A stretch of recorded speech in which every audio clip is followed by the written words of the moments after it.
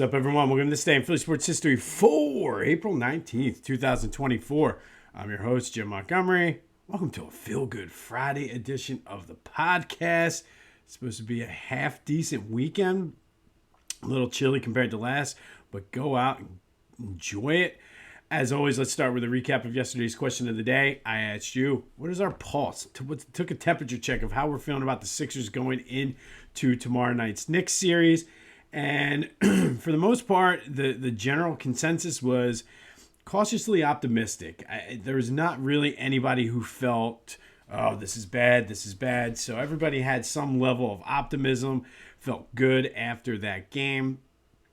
Even listening to some of the radio stations yesterday on some errands, it seems like the general consensus is we're feeling good about it. I think I'll get more into it tomorrow when we preview the series, but the Sixers are favored, which makes me a little bit nervous. But again, the whole 2nd through 8th seeds were all separated by 4 points or 4 games. So it's not like the Knicks are far better than any other team or the Sixers are far worse than any other team. I think you have the Celtics, who were sort of the class of the Eastern Conference, but I mean, you never know in a 7-game series, so I'm looking forward to that. I will preview it tomorrow. A little bit of housekeeping notes. I will be away this weekend, so I'll have a different background. Timing might be slightly off. I did mention that even starting today, if you're used to getting the clips on social media, you likely will see them either later or not at all over the next couple weeks just because of my outside of work schedule. But the podcast will be posted on wherever you get your platform, you get your podcast, as well as the video on YouTube. So it'll just be more of the promotional stuff I do to get, you're already listening or watching. So it's really for the other folks, but help me out, spread the word, follow me on social media, Twitter and TikTok, Jimbo_Mont, Instagram at Philly Jimbo, subscribe to the YouTube channel at Jimbo_Mont. Again, tell a friend. Let's spread the word. And speaking of that, I'm going to go a little off the beaten path right now. And since there really were there were no games in Philly yesterday. So there's not a lot of state of the teams and updates to go with. But a couple things that I wanted to address now that I have a little bit of extra time. And the first is just the stereotype, I guess, about people who do podcasts. I listened to Howard Stern, so I know he's big on I went to school, blah, blah, blah. And I think what is frustrating about that is there's this perception that, people live in their parents' basement and blah, blah, blah. They just plug in a microphone and start talking. And yes, there are some people out there who live in their parents' basement who just plug in a microphone and start talking. But for me, I actually have a communications degree and a communications background. So there is that. And it's one of those things that I've always wanted to do. So it's kind of like I wanted to be a sportscaster and be a teacher. So I work currently in education, and now I'm able to do this. But ultimately, I think there's a ton of extra work that goes into this. It's almost like an unpaid part-time job trying to get this thing up and running. The amount of research and planning and then editing and everything. So again, there are some people out there who do just go and plug in a microphone and start talking. But I've done so much planning before I even started Back to the Future and constantly changing. I talk about it on Tuesdays all the time, is never lose sight of your end goal. And I've adapted and changed. Back to the Future is now retired. It's now the name of the voice and text line. And this sort of has morphed. I do have ultimate end goals and what I'm looking to do. So I just wanted to address that because it's like, and I hear people that work in the local media say that too. And yeah, I don't have the budget. I can't be in Elliott Shores Parks and the other guy. I forget who he does the Sixers podcast with. I think it's Jack Fritz. But like, I don't have the backing of WIP to help that. So a ton of work and a ton of effort is always put into this. So I just wanted to address that and let you know, this is not my parents' basement. But There is a ton of behind the scenes stuff. So peeling back the curtain a little bit, like I have the nickname tournament planned for this summer and working out details of that. I need to start kind of tweaking and going through because now it's the 20th and almost the 20th, and the 20th is my sort of date each month that I start. I have a lot of things already lined up, but I start tweaking and planning now for May and what I want to do. So it's always something. My mind is always going. So it's not, again, a ton of effort, a ton of hard work. Excuse me. Just wanted to throw that out there because I see it a lot that, podcasters, blah, blah, blah, blah, blah. Well, guess what? I also have a communications degree. So there's that. And then the other thing, and I'll kind of just get into the Eagles because they were really the only team that made some news yesterday. It's just the Philadelphia media. And again, it's been a while since I've actively tried to burn any bridge that I might have to grow this and become. But I have to point this out because going into yesterday, the Sixers had that big win. The Phillies just swept. Sure, it was the Rockies, but they seem like they're starting to get right. Their starting pitching is lights out of control. You have the Flyers that you could have been talking about who had an epic choke job. But the midday show on WIP talking about Jalen Hurts' press conference and his demeanor. And I get we're in Eagles town, but do we have to talk about the Eagles so much?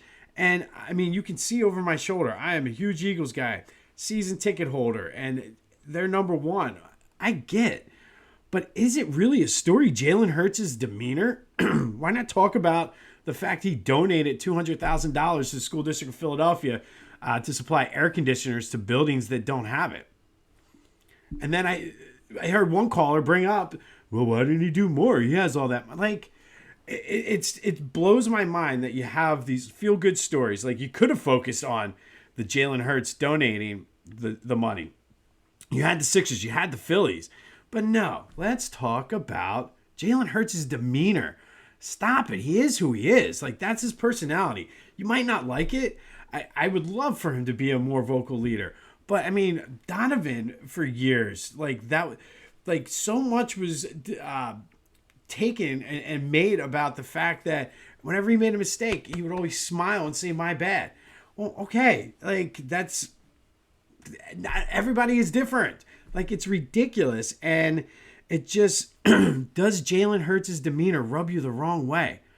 I could care less what his demeanor is. And truthfully, some of the players back in the day, those 93 Phillies that everybody loves, they were assholes.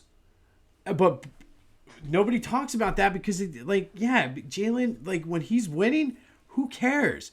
But now that he's losing, like, it's just ridiculous that that's your trade of the day.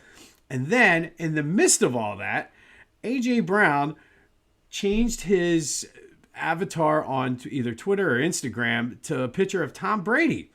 And everybody's freaking out. Oh, they won out.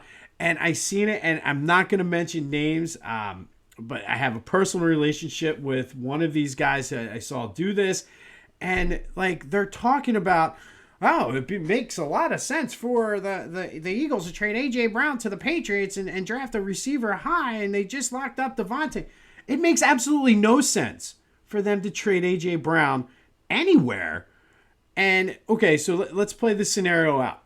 You trade A.J. to the Patriots. You get their whatever pick they have. I think it's the third or fourth pick, or it's a top 5 pick. And you draft a young receiver. Now, you still have holes on your defense that you could have used that first-round pick for. And now you have a rookie wide receiver playing against Devontae, who is a little bit smaller. He's durable, don't get me wrong. But who's going to be your guy that goes across the middle?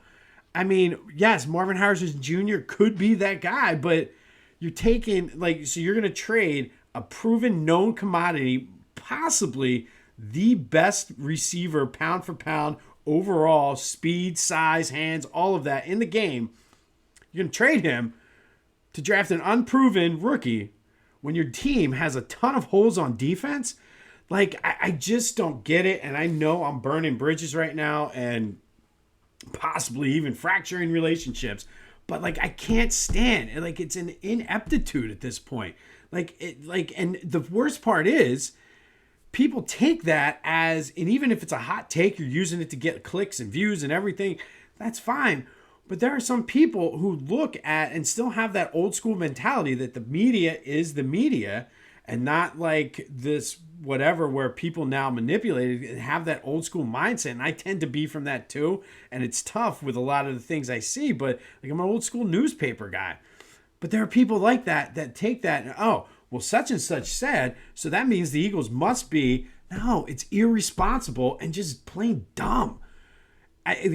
Please, if you're one of those people who thinks the Eagles should trade A.J. Brown to the Patriots for their high draft pick so they can draft a young receiver to play alongside Devontae, make it make sense to me, because there is not one thing about that. Based on the makeup of this team, the fact that your quarterback, and I'll get into that in a minute, I talked about it yesterday, your quarterback is saying, I'm craving consistency, so you can take one of his best friends, best weapons, and trade him for a young, unproven commodity? Make it make sense. I feel like I say this too much on this podcast, and nobody can ever make it make sense, and probably because you're listening to this because you're a like-minded person like me who has half a brain and some common sense. Didn't expect that on a Friday.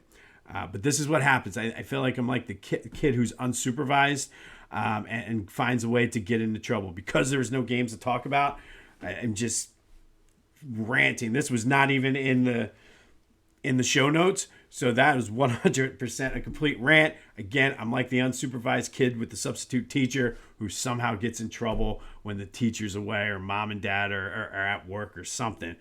But man, make it make sense. And then finally, the last thing on the Jalen thing, and he's not lying, but as I've had time to process this and I've talked to a few people, maybe don't say that part out loud, Jalen. Maybe just kind of, even if you don't mean it, talk about how excited you are to work with Kellen Moore's offense. Don't kind of make it, because I think we all see it. You've had no stability since Steichen left, but I don't know. I don't say it, but again, to trade AJ to New England, like I think Howie Roseman, I don't think he's that dumb. I don't think he's that dumb. I mean, even if you would trade AJ Brown for the best cornerback in the league, I don't think it makes sense for the Eagles to do that, especially the way last season ended, especially with an offensive coordinator who's been in his job now for a couple months. It probably has a lot of game planning done around A.J. Brown being there. Dumb. But again, make it make sense. All right, the Philadelphia Sports Hall of Fame 2024 induction class has been announced. Tickets are on sale. Go into my description, or the link is in the description wherever you're watching or see. The media's got me all fired up now. And again, that smoke you see behind me is just all the bridges I'm burning. But the link is in the description for ticket information. And I keep saying this, but if you have a business and you provide a service or a restaurant or something like that and want to be a sponsored or want to donate gift cards to be a part of the auction, hit me up offline, because we're looking for that as well. All the info you need, though, as far as tickets, is in the description. Excuse me. Allergies are killer right now. Apparently, I'm allergic to idiotic takes. But, all right, enough. I'll stop, because, again, I have a personal relationship with some of these people, and I don't want to fracture that. All right, but I did mention tomorrow, even though I'll be on the road, I will be previewing the Sixers-Knicks series. One thing, too, that I kind of noticed yesterday and I liked is we talked about Nick Nurse finally having the balls to, and that's not a shot at Nick. That was an underhanded shot at Doc Rivers. But benching Tobias Harris during crunch time because he was so horrible yesterday or the other day. And he's one thing that Doc would never do that Nick did, which I really liked, and it was very Nick Sirianni-esque. Basically had Tobias's back and said, no, it was nothing, because it was a little bit, he thought he was tired. But we know, because we saw with our eyes, I still do not understand how he hit the bottom of the backboard. And I looked for the replay. It did not even look like that. Like, that was a wide open shot. Like, nobody blocked that. He hit the bottom of the backboard. But looking forward to the preview. Looking forward to this series. And again, I don't know why he's not. But I feel Nick Nurse should be getting some Coach of the Year consideration. And there's been nothing. But more on the Sixers-Knicks tomorrow. Phillies White Sox tonight. Spencer Turnbull on the mound. Let's see if we can get it 4 in a row. I'm telling you, you got these crappy teams coming in. You have to take advantage of them. So 2 out of 3 here, and they win 5 out of 6. But let's be greedy and go for the sweep. I mean, the White Sox literally are worse than the Rockies, so there's no reason why they should not be able to sweep, especially with, I'm pretty sure the rotation now will be Turnbull, Zach Wheeler, and then Nola. So if you can win tonight, it should not be an issue to sweep. Go to phillygoat.com. I'm disappointed that my Philly Connect shirt is not coming until Monday. I wanted to show it to you guys going into the weekend because you have more time, been able to do some shopping. But go to phillygoat.com, see the Philly Connect session for yourself. Phenomenal. The Philly Goat team did it right. Check it out. They have you covered. They'll have a whole line from hats, jerseys, sweatshirts, T-shirts, pants, and they of course, they have those canvas loafers to match. Go check it out for yourself. phillygoat.com. Use the promo code Jim Montgomery at checkout for 10% off your order. That's phillygoat.com. Promo code Jim Montgomery for 10% off of your order. Also, be sure to check out my boys over at the Clashing Conferences podcast. It's playoff time. Topher, I'm coming for you, buddy. Like, I can't wait for the trash talk to start tomorrow.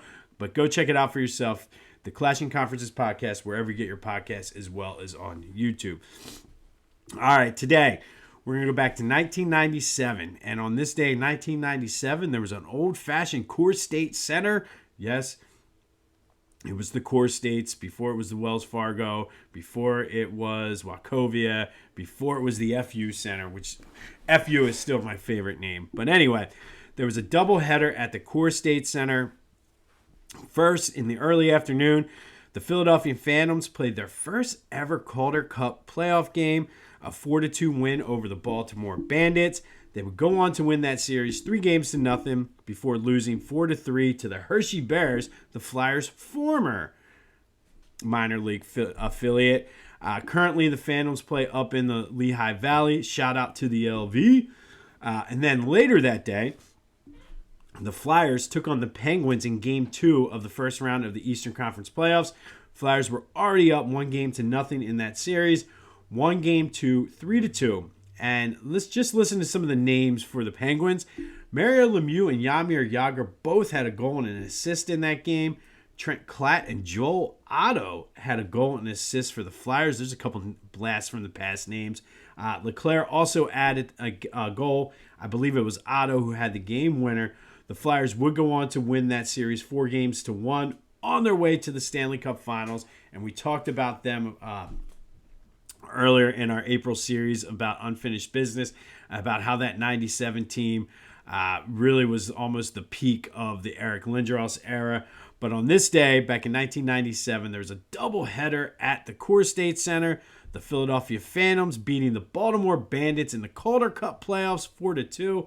And then the Flyers coming back to beat their arch rivals, the Penguins, 3-2 in the Stanley Cup first round playoffs. The good old days, back when it was the Corestates Center. Today's top 20 memory from Citizens Bank Park for the 20th anniversary, excuse me, was a biggie.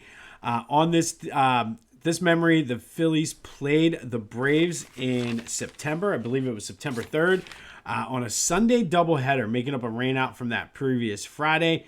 They split. They won Game 1, 8-7. And we're going to focus on Game 7 for this memory. Ryan Howard had just the road trip before broken Mike Schmidt's single-season record for home runs in a season when he hit his 49th. So he came into this game still with 49 home runs. He only went 4 for 4 at the plate that day. hitting number 50, 51, and 52, becoming the first Philly to hit 50 home runs in a season, and to this day, the only Philly to hit 50 home runs in a season, as well as just doing it in dramatic fashion. I believe it was his first 3 home run game, but don't quote me on that. I will look that up. But just if you go back and look at the YouTube to hear Harry Kalas, excuse me, Harry Kalas calling these home runs with, hold on, I'm sorry.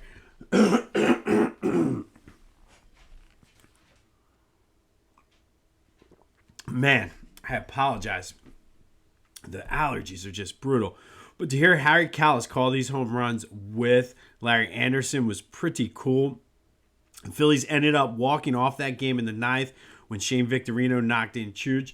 And I think this, to me, showed how good, yes, the teams adjusted to him and everything, but Ryan Howard had an historic season that year. He hit .313, 58 home runs, 149 RBI, and won the MVP. Just outstanding. But today's Citizens Bank Park top 20 memory for the 20th anniversary is Ryan Howard hits 3 home runs, 50, 51, and 52 back in September of 2006. And if you can, go to the YouTube feed and just look up Ryan Howard hits 50, 51, and 52. It's always good to hear Harry Kalas' voice. But that is today's top 20 memory for Citizens Bank Park. And then finally today, our Philadelphia sports team with unfinished business who left a little bit of meat on the bone was the 1984-85 Flyers. And it's hard to put this team on the list, and I debated it only because they never had a chance like the other teams to kind of avenge this loss. They got off to a hot start. Tim Kerr and Brian Propp came into their own that season. Pelle Lindbergh was lights out, won the Vezina Trophy. They finished 53-20-7, won the conference championship, and then promptly got bounced 4-1 by the Edmonton Oilers. And again, no shame in that because they had Messier, they had Lemieux, they were just a stacked team. However, the reason I was hesitant to put them on there is because they would have come back even better. But unfortunately, early that next season, Pelle Lindbergh died tragically in that car crash. And that team, between just the emotions of that and just the pressures of trying to live up to that Stanley Cup team, they made the playoffs. I believe they were the 1 seed the following year, but then lost to the Rangers in the first round. They were back in 1986 and 87 with another young goalie who was standing on his head and was outstanding by the name of Ron Hextall, but still lost to the Oilers that year in the Stanley Cup. And this is like the ultimate what if, and it's tough because Pelle Lindbergh and Jerome Brown are sort of the poster child for this. Died similarly. I don't think. Well, Jerome was speeding. He had his nephew, so he wasn't drinking, but Pelle was drinking, and just the need to race their cars for whatever reason and just drive fast. 2 young studs that could have totally changed the face of Philadelphia sports, taken away too soon. And it's one of those things. It's hard sometimes to realize that these guys, even though they come off larger than life, are real people. And it's even harder for a situation like this to say, like, what if they didn't die? But I mean, what if? I mean, Pelle Lindbergh and that Flyers team, they never really got the chance to kind of avenge this loss to the Oilers. So it was tough to put this team on there.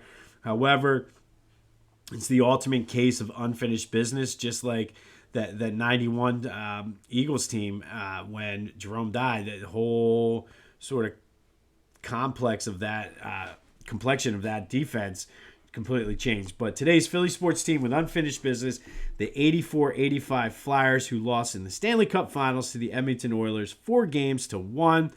Today's top 20 memory for Citizens Bank Park is September of 2006. Ryan Howard hits 50, 51, and 52. Howard's homers are completely featured in the video. If you look it up for Harry Kalas, could they be a nickname that we're talking about come this summer? Stay tuned this summer to find out. On this day in 1997, the Corestates Center had a doubleheader. Phantoms beating the the Baltimore Bandits 4-2, and then the Flyers beating the Penguins 3-2, both playoff games. Let me know what you think about the whole media rant. I mean, part of it is tongue-in-cheek, but really, like, that's the question of the day. Do we talk too much about the Eagles? And do they get put under the microscope too much? 267-495-8531 get you in on the Back to the Future voice and text line. But do we talk about the Eagles too much in Philadelphia? Let me know what you think. Let me know what else you're thinking. And if you can, make the possibility of trading A.J. Brown to New England for a draft pick, make it make sense if you're in that camp. Listen, I'm all about a debate. I don't see how that makes sense. But who knows? But let me know what you're thinking. 267-495-8531. Get you in on the Back to the Future text line. Remember, we're coming at you from Hazleton this weekend. So don't if you're looking for social media clips, they might not be there. I don't know, depending on timing. But the podcast will be there every day because I work hard to ensure you get this every day.